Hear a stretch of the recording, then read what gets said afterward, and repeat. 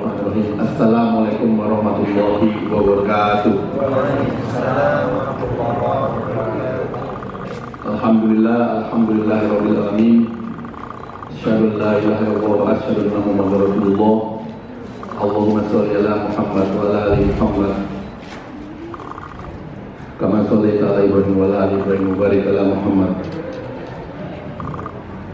Pertama-tama alhamdulillah kita panjatkan puji dan syukur kepada Allah Subhanahu wa taala yang sudah mengumpulkan kita, memanjangkan umur kita untuk melihat atau mengunjungi kajian Qaulun Salim yang alhamdulillah akan dibawakan oleh gurunda kami Habib Ali bin Aqab yang alhamdulillah sudah hadir di tempat, yang insya Allah beliau akan bercerita atau bertausiah yang insya Allah akan sangat bermanfaat bagi kami, bagi kita semua. Dan juga tidak lupa kita panjatkan salawat kepada Nabi besar junjungan kita, Nabi besar Nabi Muhammad SAW beserta sahabat, keluarga dan sahabatnya, yang insya Allah mudah-mudahan kita selalu istiqomah di jalannya.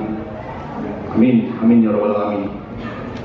Dan untuk mempersingkat waktu, nanti kira-kira kita akan mulai dan akan kita akhiri semua ini dengan tanya jawab sampai dengan 15 sesuai dengan arahan Habib.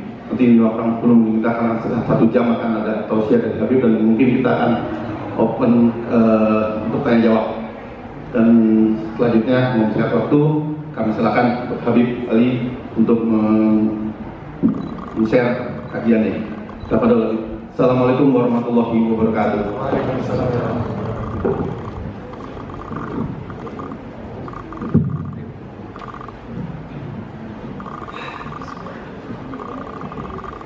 Assalamualaikum warahmatullahi wabarakatuh. Alhamdulillah, nahmaduhu wa nasta'inuhu wa nastaghfiruh wa na'udzu billahi min shururi anfusina wa min sayyiati a'malina. Man yahdihillahu fala mudilla lahu wa man yudlil fala hadiya lahu. Ashhadu an la ilaha illallah wahdahu la sharika lahu wa ashhadu anna sayyidana wa habibana wa 'azimana wa qurrata a'yunina wa nura qulubina Muhammadan عبده ورسوله. اللهم فصل وسلم وبارك وكرم وعظم ومجد وتكرم وتحنن على سيدنا محمد وعلى آله وصحبه أجمعين. سبحانك لا علم لنا إلا ما علمتنا إنك أنت العليم الحكيم. رب اشرح لي صدري ويسر لي أمري واحلل عقدة من لساني يفقه قولي وسدد لساني واهدي قلبي bijah Nabi wal ahli wa sahbihi. Alhamdulillah ikhwani akhwati yang dimuliakan oleh Allah Subhanahu wa taala. Allah Subhanahu wa taala memberikan kesempatan kepada kita untuk berjumpa lagi di tempat yang mulia ini. Karena Allah Subhanahu wa taala, sebagaimana yang saya katakan sebelumnya, inginkan kebaikan kepada kita. Semakin Allah Subhanahu wa ta'ala menunjukkan cinta Allah Subhanahu wa ta'ala, maka semakin Allah Subhanahu wa ta'ala akan mempermudah langkah kita kepada hal-hal yang baik. Tentu Allah Subhanahu wa ta'ala tidaklah menjadikan lidah kita meminta kecuali Allah sudah mempersiapkan jawaban. Tidak Allah Subhanahu wa ta'ala mempermudah kita meminta kepada Allah kecuali Allah sudah mempersiapkan ijabah dari Allah. Tidaklah Allah Subhanahu wa ta'ala mempermudah langkah kaki untuk datang ke tempat-tempat yang baik kecuali karena Allah Subhanahu wa ta'ala inginkan insyaallah kita termasuk dari hamba-hamba Allah Subhanahu wa ta'ala yang baik. Maka dari itu kita bersyukur kepada Allah, berterima kasih kepada Allah, dan kita bermunajat kepada Allah. Semoga Allah memberikan istiqamah kepada kita. Karena ikhwani akhwati yang dimuliakan oleh Allah Subhanahu wa ta'ala, kalau boleh kita katakan zaman ini adalah zaman fitnah. Walaupun kita tidak boleh mengatakan zaman fitnah, tapi orang yang hidup di zaman tersebut yang membawa fitnah, tapi bukan zamannya. Kata Imam Syafi'i, na'ibu zamanana wa la'ibu fina wa ma fi zamanina aibun siwan. Kita ini sering ngejek zaman kita, Padahal aibnya ada pada diri kita. Kita ini sering ngejek siapa? Zaman kita ini zaman udah nggak benar, ini waktu udah nggak benar, ini masa sudah masa nggak benar. Yang kita ejek zaman, padahal yang punya aib manusia. Sesungguhnya wama di zaman ini aibun siwana. Sesungguhnya zaman ini tidaklah memiliki aib sedikit pun kecuali penduduk ataupun orang yang ada pada zaman tersebutlah yang memiliki aib. Oleh karena itu, kalau saya ingin katakan bahwa zaman ini adalah zaman fitnah, sebetulnya orang yang hidup pada zaman tersebut adalah orang yang memiliki fitnah. Kita melihat pada zaman sekarang ini, orang-orang semakin jauh kepada Allah, orang-orang semakin lupa kepada Allah, orang-orang semakin merasa bahwa diri mereka hidup kekal abadi selamanya. Ini sebenarnya penyakit bukan orang-orang saja, tapi diri kita sendiri merasakannya. Jadi seakan-akan kita ini hidup di dunia selamanya, padahal kita tahu 100% bahwa kehidupan kita sementara. Ini yang hebat siapanya sih? Syaitannya sepertinya yang hebat, sehingga mengelabui kita seakan-akan kita ini hidupnya selamanya. Padahal kita yakin seyakin-yakinnya kita akan wafat, kita akan meninggal, kita akan mati. Tapi kok hebat banget, kita ini gak pernah berpikir satu hari gitu, kita lagi tidur, besok saya ini udah gak ada. Atau ketika kita pagi, kita mau kerja, kita bilang sore nanti saya bisa jadi udah gak ada. Atau ketika sore kita istirahat, kita sudah mengatakan nanti malam mungkin saya sudah gak ada.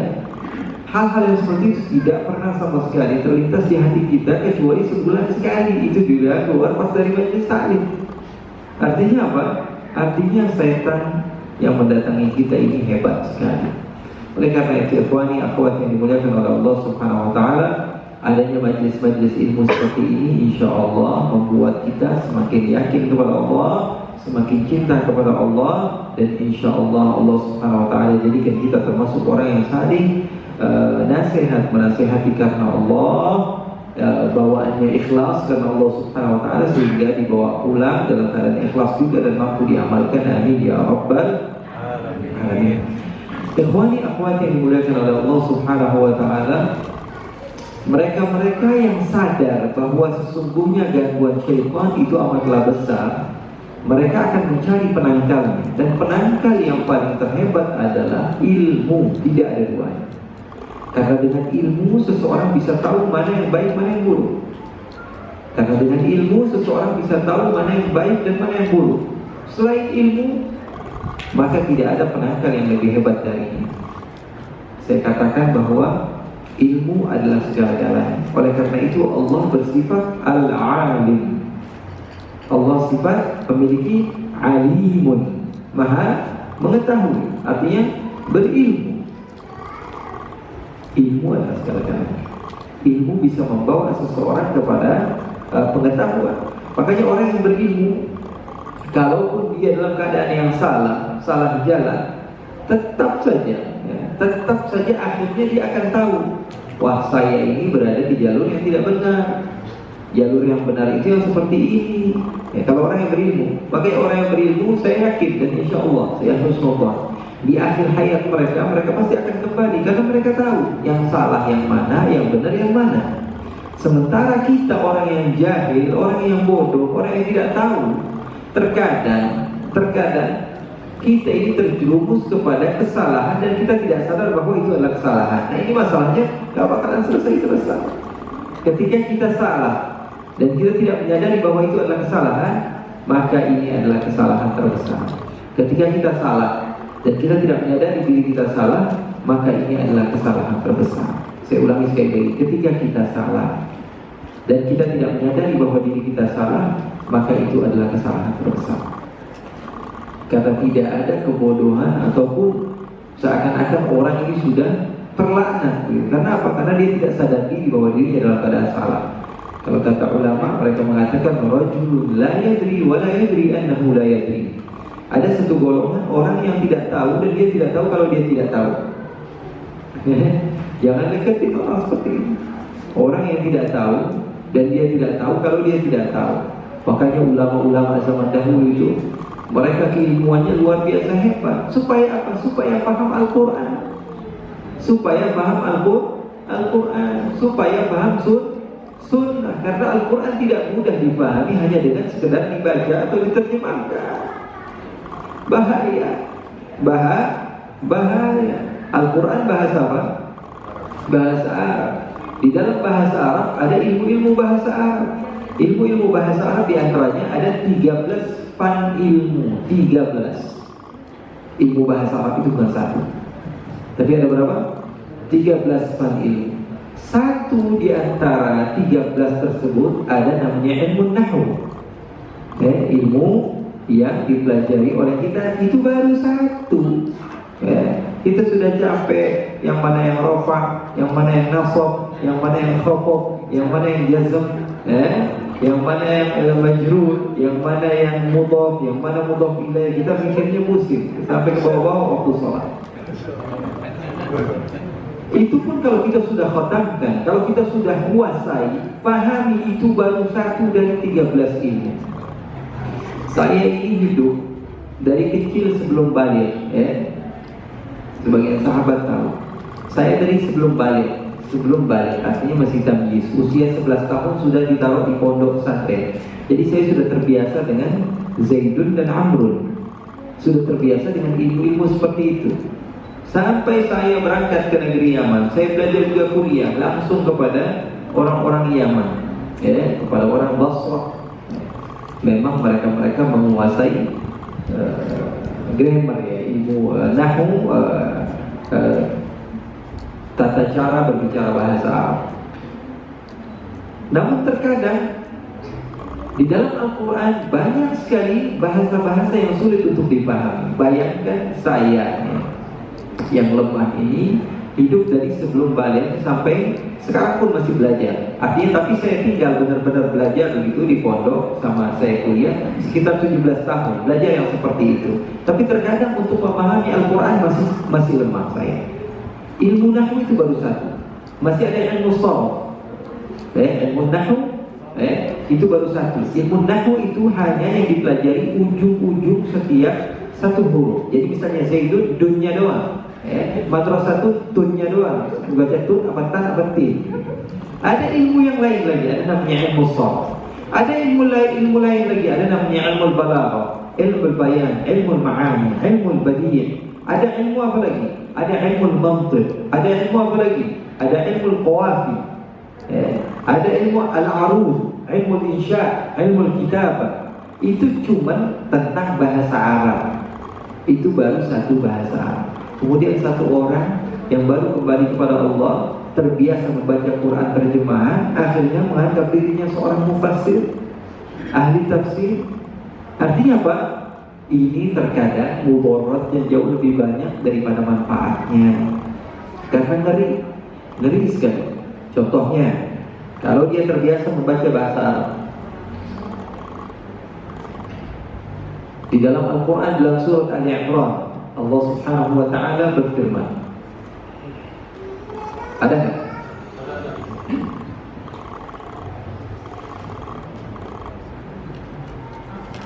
Allah berfirman dalam surat Al-Imran,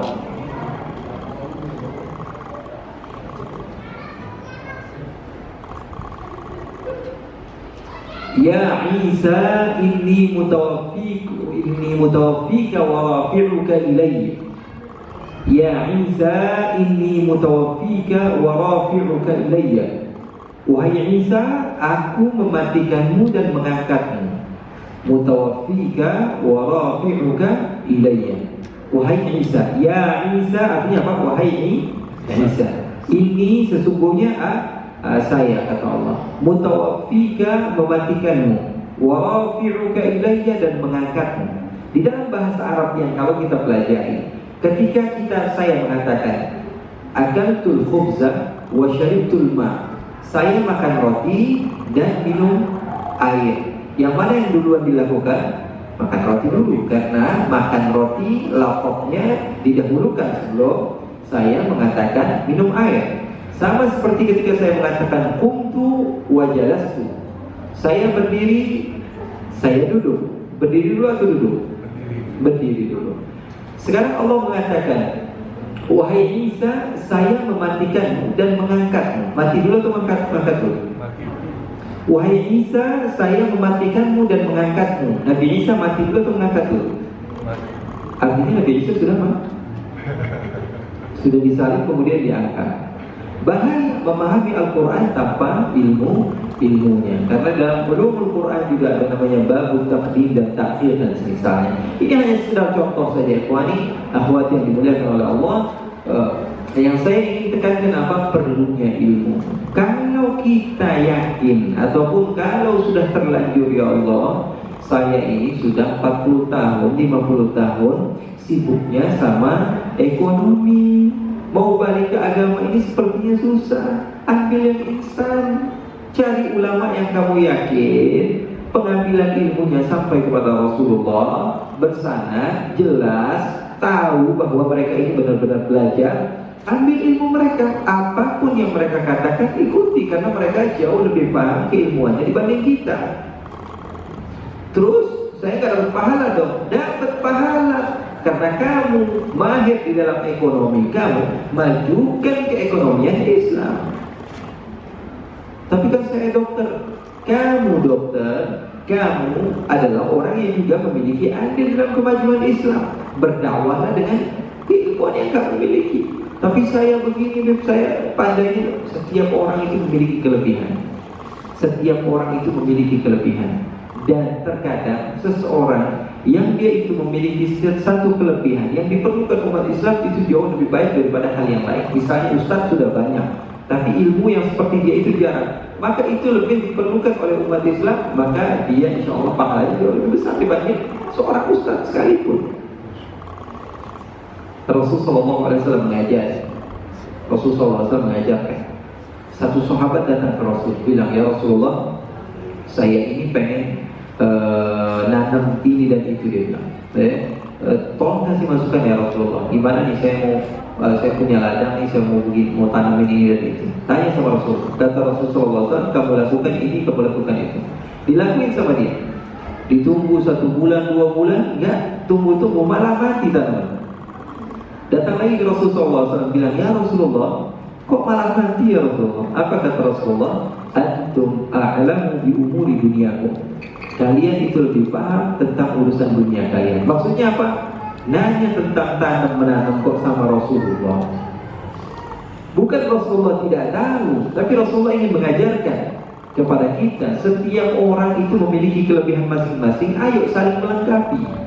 Saling melengkapi. Jangan pernah menganggap diri kamu adalah orang yang tidak memiliki apapun. Setiap manusia itu punya kelebihan. Oh saya nggak bisa ini, nggak bisa itu. Dengan duduknya kamu di majelis ilmu, artinya itu dakwahnya kamu. Karena kalau ustaz ngomong sendirian tanpa ada yang hadir, artinya apa? Itu bukan dakwah. Ngomong sendirian kayak orang gila.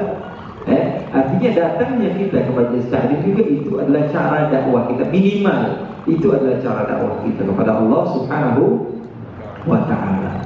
Oleh karena itu, ikhwan yang dimuliakan oleh Allah, ilmu adalah segala-galanya. Makanya ulama-ulama kita, ulama-ulama Ahlus Sunnah wal Jamaah, mereka semangat sekali mencari ilmu. Selain mereka mencari at-tazkiyah, pembersihan hati. Karena pembersihan hati tanpa ilmu nggak bisa. Wah, kan akhlak dulu didahulukan. Kalau saya sih bilangnya ilmu dulu baru akhlak. Loh, kok bisa tuh? Bagaimana kamu bisa tahu akhlak itu baik tanpa ilmu? Sekarang saya tanya, terkadang satu adat menurut sebagian orang itu baik. Contoh misalnya, laki-laki sama perempuan ketemu, kalau nggak salaman kayaknya aneh di sebagian negara gitu ya. Kalau nggak salaman atau pegangan atau seperti nggak ada sopan santun banget sih, ketemu begitu doang. Yang laki-laki disalamin kok perempuan enggak gitu. Sepertinya apa? Aneh banget, nggak ada sopan santun, nggak ada akhlaknya. Iya, bagi mereka yang tidak tahu ilmunya, nggak ada akhlak. Tapi kita yang tahu yang mana yang wafir, yang mana yang bukan wafir. Agama Islam ini menghormati perempuan, memuliakan mereka, sehingga Allah Subhanahu wa Ta'ala jaga sekali. Bahkan dari penyebutan nama mereka, coba, boleh di mana?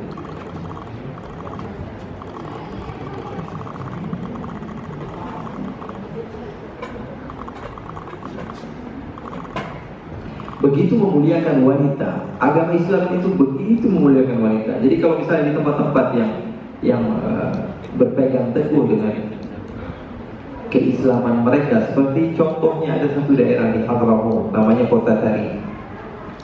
Di sana bahkan untuk penyebutan nama putri mereka nggak mau. Jadi telah menikah Fulan bin Fulan misalnya, laki-lakinya namanya Zaid bin Amr, perempuannya siapa? Fulanah binti Fulan. Tidak disebutkan nama perempuannya. Jangankan dilihat orang, namanya saja dijaga. Artinya apa? Bukan karena menutup-nutupi, karena mereka ini adalah orang yang memang diistimewakan di dalam agama Islam.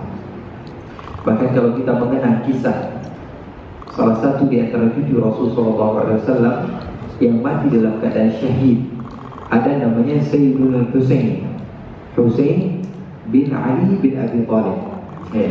Ali bin Abi Thalib radhiyallahu ta'ala. Sayyidina Husain waktu beliau wafat, waktu beliau meninggal di dalam peperangan namanya Karbala, dibunuh oleh Yazid bin Muawiyah dan rombongannya. Kemudian Sayyidina Husain dibawa kepalanya mengelilingi daerah-daerah, berjuang di jalan Allah, berjuang di jalan Allah. Itu bukan satu kehinaan, akan tapi kemuliaan. Ikhwani, itu bukan satu kehinaan, tapi itu satu kemuliaan. Lalu sebagian orang mengatakan, wah, kalau cerita-cerita seperti ini, sepertinya Habib ini alirannya enggak. Kita lebih berhak, kita lebih berhak untuk memiliki Sayyidina Ali, kita lebih berhak untuk memiliki Sayyidina Husain, kita lebih berhak untuk memiliki keluarga Nabi dan sahabat Nabi. Tapi kan nanti sama kayak rombongan yang sini yang situ. Justru kita ambil, ini kan orang-orangnya kita. Ini manhaj Rasulullah begitu. Waktu ada sebagian orang dari Yahudi, mereka berpuasa, ditanya, kenapa kalian berpuasa tanggal 9 Muharram atau 10 Muharram? Katanya karena Nabi Musa diselamatkan oleh Allah. Apa jawaban Nabi Muhammad? Nahnu ahqqu bi Musa minkum. Kami lebih berhak untuk berpuasa karena diselamatkan Musa dibanding kalian. Artinya apa? Nabi Muhammad mengajarkan kepada kita, bukan malah dijauhi. Wah, nanti kalau kita bilang Sayyidina Ali terus, nanti kita dibilang rombongan sini. Enggak, justru kita ambil. Harusnya kita yang memiliki ghirah yang lebih besar kepada sahabat-sahabat Rasul, kepada orang-orang yang terdekat daripada keluarga Rasul sallallahu alaihi wasallam.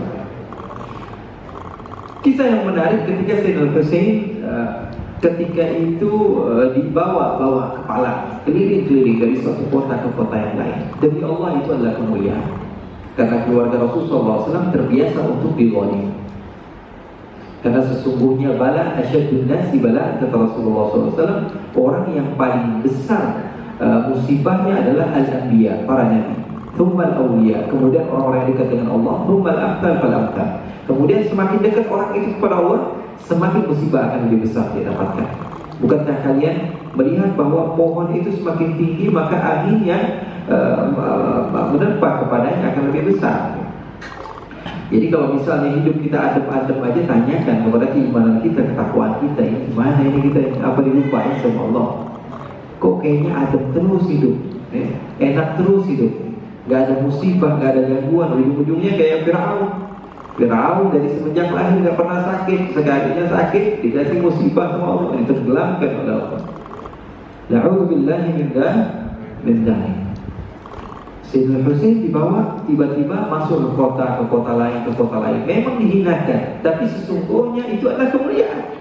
Karena orang tahu, orang mulia mau dihinakan satu dunia tetap mulia.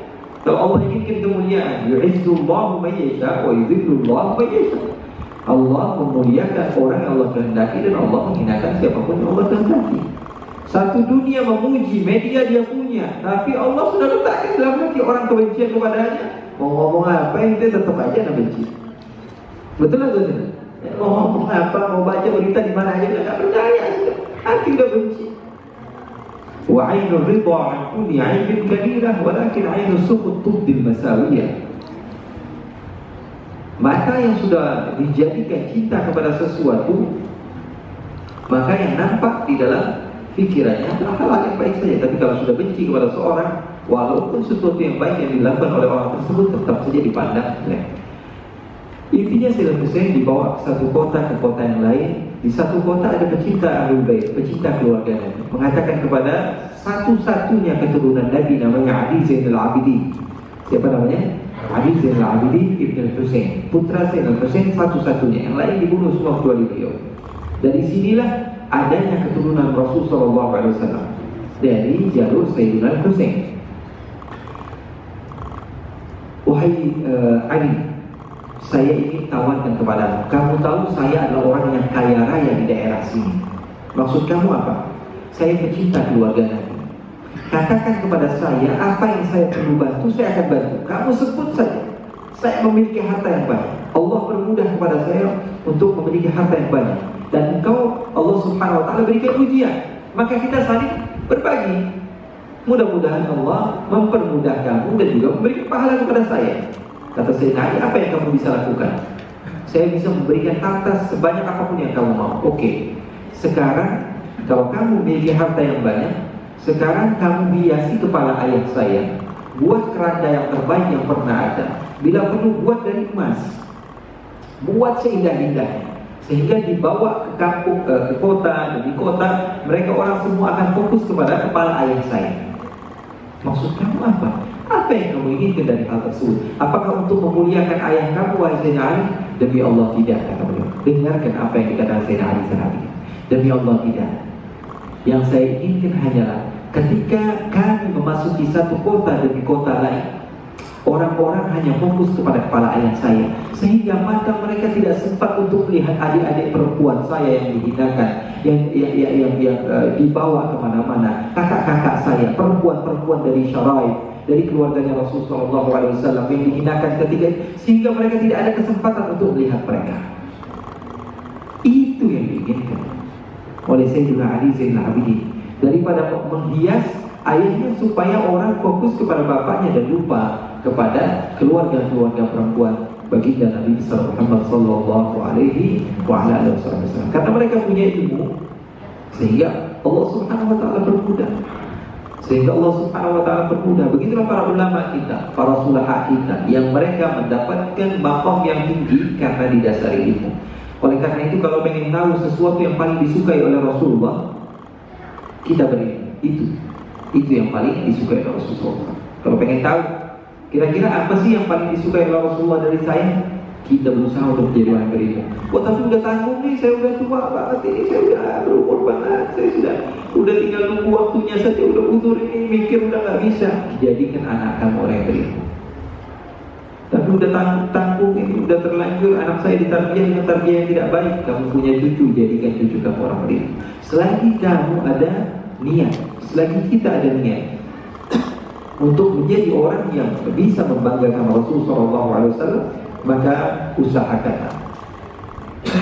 Al-Habib Ali bin Muhammad Al-Habsyi, seorang ulama di kota Seimun di Hadramaut, beliau pernah mengatakan, "Masyi yasurru qalban Nabi mithlu talabil ilm." Tidak ada sesuatu yang bisa membuat Rasulullah SAW lebih senang dibanding ketika seseorang belajar. Tidak ada. Makanya kita seperti sekarang ini belajar, setidaknya berusaha untuk menjadi orang yang disenangi oleh Rasulullah SAW.